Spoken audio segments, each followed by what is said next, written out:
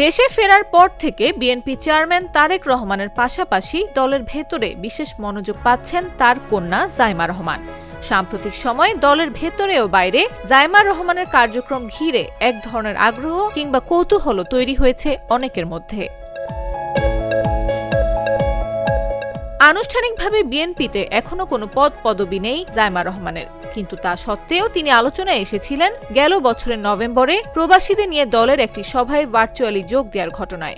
এর আগে ওই বছরের শুরুতে ফেব্রুয়ারির প্রথম সপ্তাহে তার বাবা তারেক রহমানের প্রতিনিধি হিসেবে তিনি যুক্তরাষ্ট্রের ওয়াশিংটন ডিসিতে ন্যাশনাল প্রেয়ার ব্রেকফাস্টে যোগ দিয়ে আলোচনায় এসেছিলেন। দেশে ফেরার এর আগ পর্যন্ত সামাজিক মাধ্যমে খুব একটা সক্রিয় দেখা যায়নি জাইমাকে। এমনকি তার বাবা তারেক রহমান সামাজিক মাধ্যমে সক্রিয় থাকলেও জাইমা রহমানের তাতে তেমন কোনো উপস্থিতি চোখে পড়েনি। কিন্তু দেশে ফেরার পর এখন তিনি যেসব কর্মসূচিতে অংশ নিচ্ছেন সেগুলো সামাজিক মাধ্যমে বিএনপির দলীয় ভেরিফাইড পাতাগুলো থেকে যেমন প্রচার হচ্ছে, তেমনি তিনি নিজেও তার ভেরিফাইড ফেসবুকের পাতায় প্রকাশ করছেন।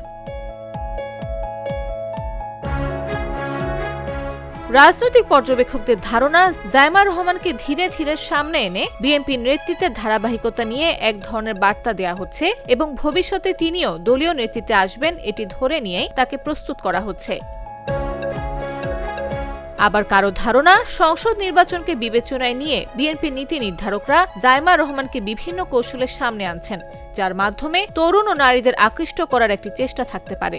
বিশেষ করে ২৪-এর গণ অভ্যুত্থানের নেতৃত্ব দেয়া ও অংশ নেওয়া তরুণ প্রজন্মকে মাথায় রেখেই বিএনপির দিক থেকে জাইমা রহমানকে তুলে ধরা হচ্ছে বলে মনে করেন বিশ্লেষকদের কেউ কেউ। আবার নির্বাচনে জামায়াতে ইসলামীকে মূল প্রতিদ্বন্দ্বী বিবেচনা করে তার বিপরীতে বিএনপি নারীদের কিভাবে উপস্থাপন করতে চায় তারও একটি বহিঃপ্রকাশ জাইমা রহমানের মাধ্যমে করা হচ্ছে, এমন আলোচনাও আছে রাজনৈতিক অঙ্গনে।